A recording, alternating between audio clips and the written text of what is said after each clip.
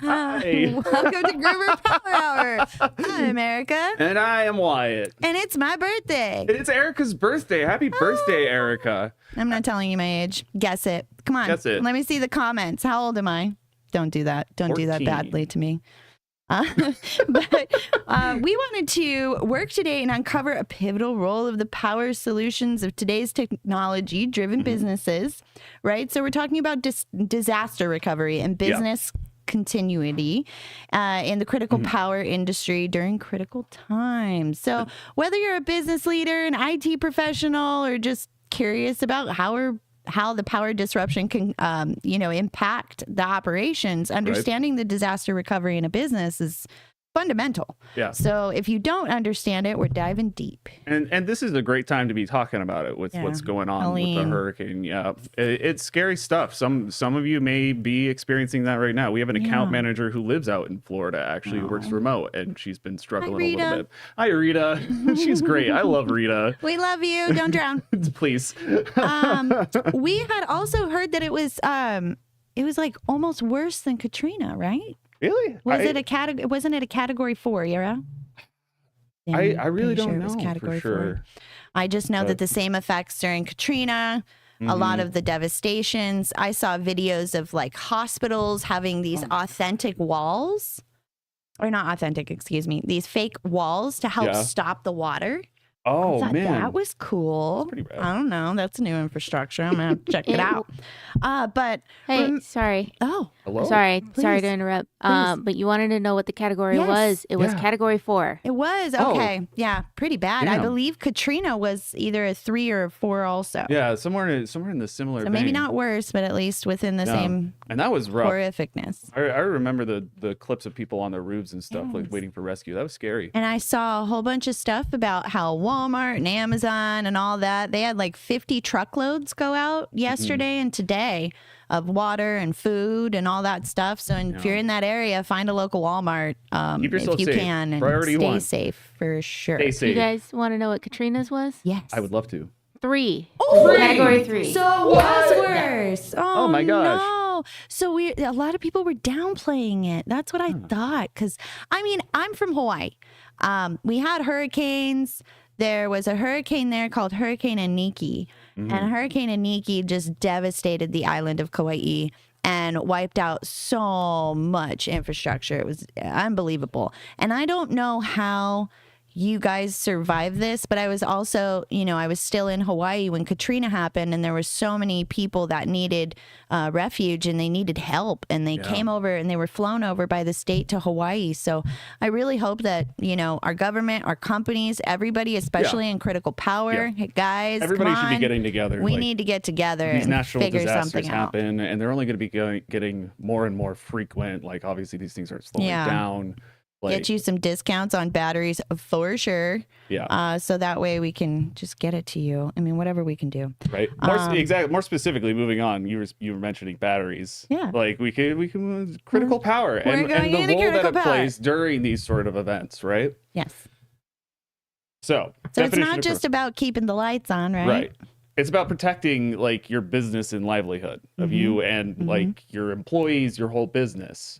It's about keeping like when these events occur, you're gonna have the time to back up. Like, if you have a data center, all that valuable information, you need that time to be able to back up that If information. you can't back up, then you didn't hire Gruber.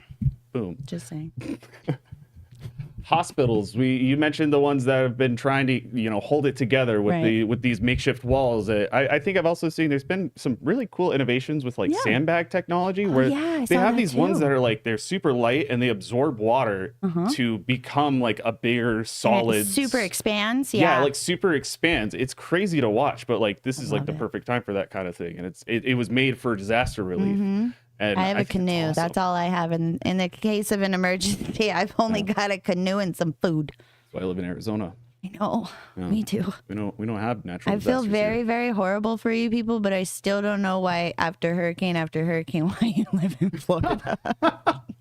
That's like, I hear it's nice there. that might be a mean thing to say right now or insensitive. I'm not trying to be insensitive. I don't want to live in Hurricane Valley, Oklahoma.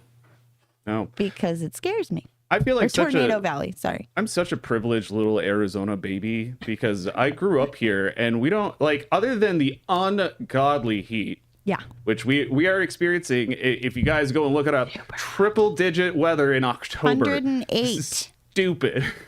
We're supposed to start cooling down by now. Global warming. Good Lord. Right? Global warming. But we don't have hurricanes, tornadoes, that kind of thing here. The worst we get is like monsoons. So yeah. That's kind of the trade-off is we have to deal with horrible heat. Yeah. But a lot of businesses have to continuously replace their batteries here and their capacitors because that heat and keeping up on the air conditioning. They cannot have the air conditioning go out here in Arizona. So that backup power really needs to be stable and in place and always maintained because God forbid your server room has to somehow deal with 125 degrees in Arizona summer. They will melt themselves. Yeah, exactly. They will, We're going to have a big kablooey is what's going to happen. Yeah. So don't kablooey the peoples. All right. But I think that investing in robust disaster recovery and business annuity in the plans is essential for mitigating risks and maintaining operational resilience. And that's what we really want to talk about today is operational resilience. And how do you bounce back from this? Yeah. So just kind of going into the basics in the critical power industry, disruptions can come from so many sources like we're talking about today. Natural disasters, technical failures, human errors. Human error. And everyone's even favorite. cyber attacks. Anybody have Bank of America? Uh-oh. I don't. I'm glad you don't. There are so many people, and I was one of them, that were vulnerable and that were attacked. And I was actually, my account was completely hacked during their down outages, and I'm dealing with that. But if there was anybody else that hit up Bank of America, now's the time. But their whole entire infrastructure was vulnerable. It was attacked. It was held for ransom. Damn. Is what I was reading. So, that is, that's rough. Yeah, we can't cuss on. Oh, shoot. I'm just kidding. We just can't monetize it. So critical power, I'm just going to read the definition of it, right? Because lots of people think critical power just means that it's critical to have power. I mean, it is. That's not untrue. But it refers to electrical power supply that is essential for the operation of systems or facilities that must maintain continuous functionality under any circumstances, i.e., we're talking vital services, operations, data centers, hospitals, emergency services, telecommunications, critical infrastructure. Your bread and butter, the things that you know that without it, like the whole system crumbles, right? Like that's your critical power stuff. Have you ever called 911 and they're like, please hold? And you're on hold for like 20 minutes. Oh my gosh. Yeah. I've done it. I hate that. Yeah, they should have better infrastructure. Yeah, probably. I'll be calling you. The goal is to obviously eliminate as much of the utility outages, equipment failure, natural disasters, and the supply remains uninterrupted. Oh, it's in the name. It's the name. So we've got uptime reliability. That's like the first thing I want to realistically talk about. Hi from India, or to India, not from India. You're from. I'm not going to say that name. I'm going to butcher that name. I can't. We get demonetized. It looks like. Yeah. But I would if I could. In America, that's a bad word. So critical power systems provide the reliability needed to keep essential services operational 24/7. Again, hospitals cannot afford to go down. No, that is grandpa's life on the line. Yeah. You got city, state, all of our economical services, little does anybody know, but like those people on food stamps or something like that, if the whole system is down, you can't get food. You can't process that payment because, like Bank of America, it shows a $0 balance. So it's important for you as the business owner and for your customers to be able to maintain that relationship that you guys are reliable and reputable, and that even in the event of things like you hit that right on the nail. or the head with the customers. The customers need to know that you're reliable. Yeah, it's like you got to take care of your employees, the people that work with you, and you got to take care of the customers that they are helping you take care of. Exactly. And so by having a plan in place, the infrastructure like a UPS system, where like these hospitals, the UPS turns on and then the generator starts kicking on so that it can keep those people alive. Yeah. Everybody should have that level of security that, like, even in the worst case scenario. Yeah. Like, ooh, I like how you said scenario. Scenario. Sorry. So even in the worst case scenario, all of your most critical things, those aren't going anywhere. That's what's important. Right. Absolutely. And then the integrity and security of your data. That's the next one. I mean, how many of you have, let's say, healthcare information about your consumers, about your patients, about, you're holding a cloud storage in your server room for American Express or Microsoft or something to that effect. It's like, if that goes down, a lot of businesses are like, oh, what do I do with my hands?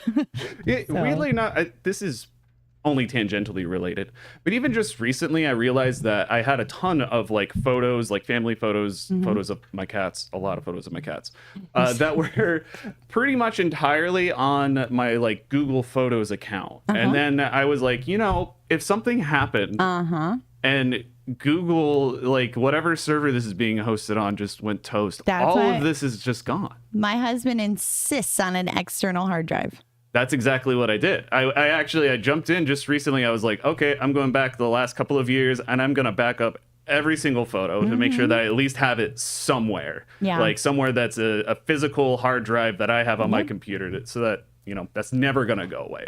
Or Vistaprint. No, I'm just kidding. I'm not sponsoring them.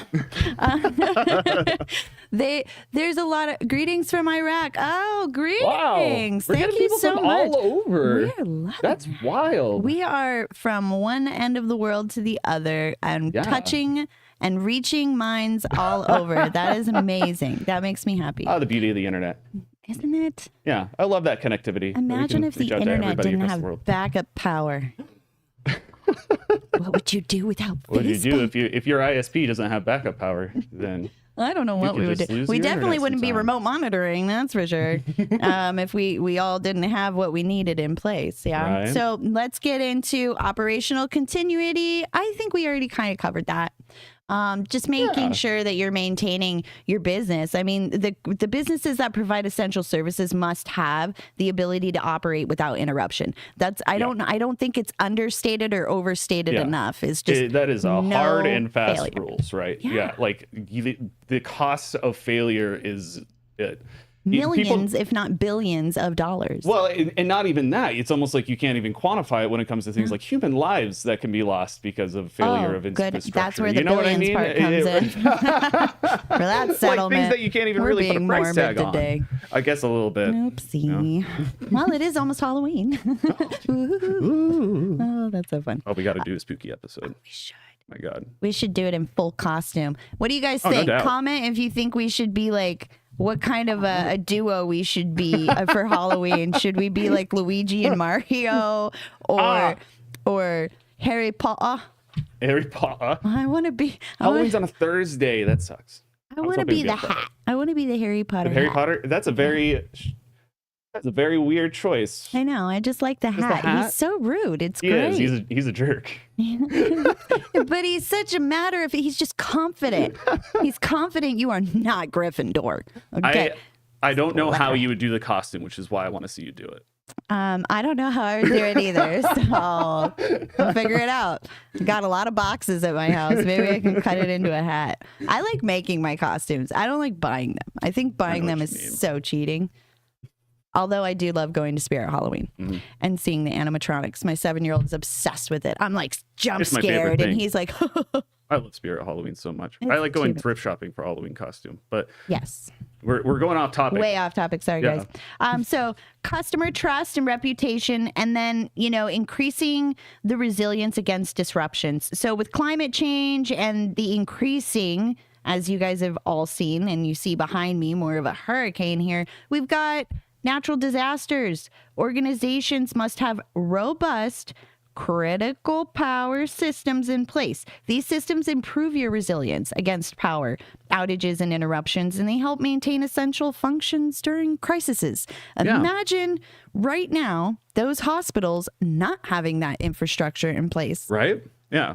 What if they're like, we're going to save some change and not invest into that critical power infrastructure. We have an old unit. It probably needs to be replaced. Who knows when the batteries were done last? It's exactly times like when a hurricane rolls in that those become the most important, and people try really hard to be lax about it. I'm kind of fighting with one of my clients about something like that right now. Well, he wants to go the cheaper route, and I'm like, but I want to make sure your stuff is safe. Well, we have to give them what they want. Yeah. While maintaining that consultative role. So it sounds to me like you've definitely consulted him enough. I have been, pushing on the diligent, and hey, that's man, really all you can do. At the end of the day, he puts the order through and you got to fill it. Exactly. Whatever he needs. All those customers that like to argue with the people over here at Gruber, we just want what's best for you. Yeah. We're just looking at it for the good points for you. I'm not trying to ruin your bank account. But now that I know, right? We definitely don't want to do that. We're trying to save you money in the long haul for sure. But now that we have a grasp on the critical power, let's talk about disaster recovery. So disaster recovery refers to the process and procedures that enable a business to return to normal operations after a disruption. So what does that look like? Incorporating these components into the DRP helps organizations minimize downtime, protect data integrity, and maintain stakeholder confidence. You hear that? You hear that? Yep. A disaster recovery plan. That you should have. So important. Right? You should be as prepared as possible, because when it comes to things like disasters, it's better to view them as an inevitability. Yeah. Rather than just a risk. People try to think of it as like, when. It's like, maybe at some point. Like, no, eventually something's going to happen. That's kind of the nature of the universe. Yeah. So absolutely. Having a plan to not just, be able to weather that storm, but then also be able to get yourself back on your feet. You should have that in place beforehand instead of trying to scramble to fix everything. Yeah, you shouldn't be having to find your last backup and restore it from 2 weeks ago. Yeah. Yeah. Exactly. You should really have a better plan in place. So it's essential that, the organizations ensure businesses' continuity in the event of that disaster. And that means schedule regular backups using and ensure the business is going. And you have the testing the data integrity. How that's what Gruber can perform for you. Yeah. Right? That's what those preventative maintenances are about. Yeah. That doing that twice a year, testing the batteries, testing the components, nuclear power plant versus hydro power plant. Which is better. Oh. I have controversial opinion on this possibly. Go. I am very pro nuclear power. I think it's cleaner. It's cleaner. People get worried about waste, but we actually do know how to control that. There's tons of regulations in place. People, I think, get worried about the big smokestack, and it looks like that's all just water vapor, though. Yeah, it's not pollutant. It's the thing with it's only bad when it gets out of the. Let's picture it like a cartoon. When it comes out of that. Chernobyl. I watched Chernobyl. It was terrifying. Yeah. But as long as you're being safe and know what you're doing, everything is fine. The big issue that tends to scare people when it comes to investing into nuclear power is it at this time has a much higher initial operating cost. Absolutely. It's much more expensive to get it started. Exactly. It takes a while before it's even going to be up and running. It takes a long time to build. But once it's going, it's basically better in most ways. And hydropower, if you can get it, heck yeah. We have the Hoover Dam is not far from here. And hydroelectric is great because it's But when water supply is short, then you have nothing. Yeah, and that comes in because now the Hoover Dam is getting lower and lower every year because we're running out of water, which sucks. But stop blocking the Colorado River. I'm just kidding. I don't really know what's going on with that. I'm not a water person. I just like drinking it barely. I love drinking. I like water in my coffee. I am a hydro homie. I am hydrated constantly. So we've got data backup and restoration. Yes. We've got hardware recovery strategies. I love that you put this on here because that's a brilliant thing to put in there. If you have we were talking about critical infrastructure, you should have a plan in place, like even just the spare parts that are needed for it, you should have on hand. You really should. Because when you need it, you're going to need it. Yeah, hot, warm, cold. It changes rapidly. And if your infrastructure isn't 100% ready for that, it's all about investing in yourself and in your business and investing in your customers. If your customers matter to you, then you're not going to have any downtime. I know that's a bold statement right now, but it's the truth, because if you're that critical, then you should think critically. And the critical thinking that I have and that many others in this business have is, well, we critically thought about this. You should have some backup. You should have the right hardware recovery strategies. What does that look like for most businesses these days? Non-existent. Non-existent, yeah. They're like, well, we'll order it when we need it. And it's like, okay. And then I always ask some of my customers, like, what is your communication protocols? Yeah. What does that look like? And they're like, what do you mean?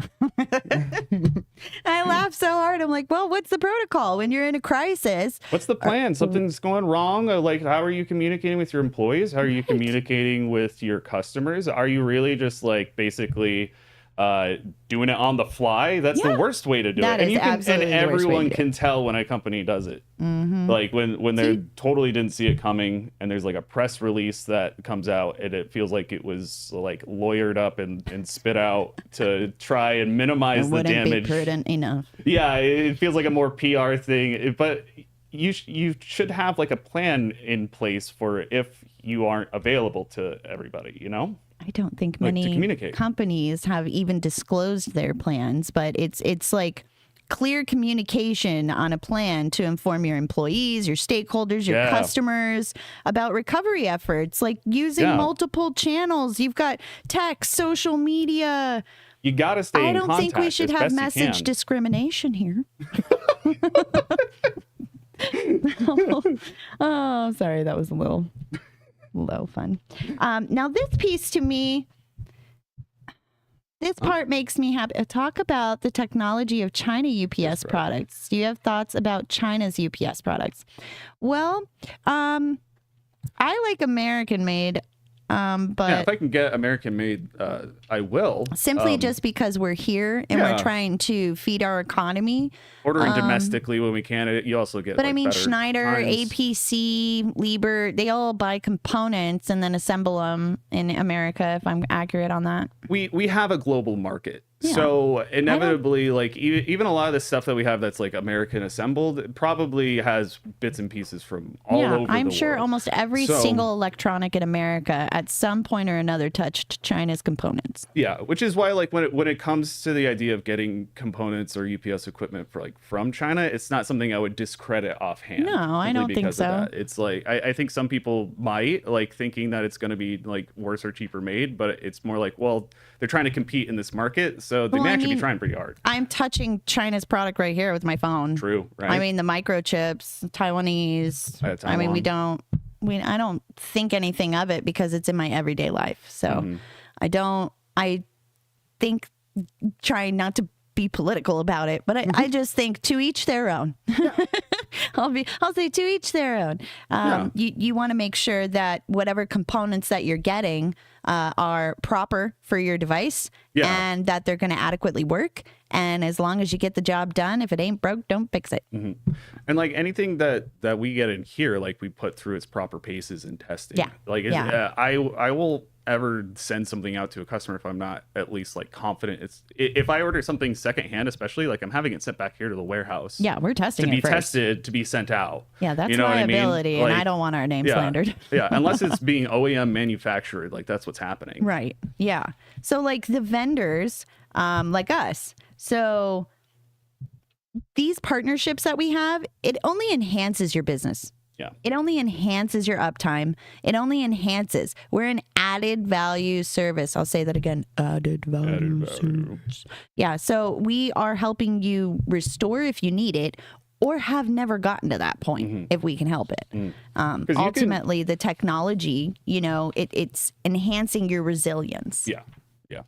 And like on the subject of like having a plan in place for like your own resilience and stuff like that, you can totally, you can communicate with us that this is something that concerns you, and we can be like, okay, let's make sure that we've secured all of those essential critical parts that you need. So I could establish like, here's what our supply chain looks like. Here's what we'll have on hand. So if something happens, like we've got you covered. And that's like, that's part of your plan. That's us working with you to be incorporated. So when something does happen, like if you were one of my customers and you call me and you're like, my server got hit by a tornado and now everything is flying all over the place. My UPS is flying off across the Dakotas or something like that.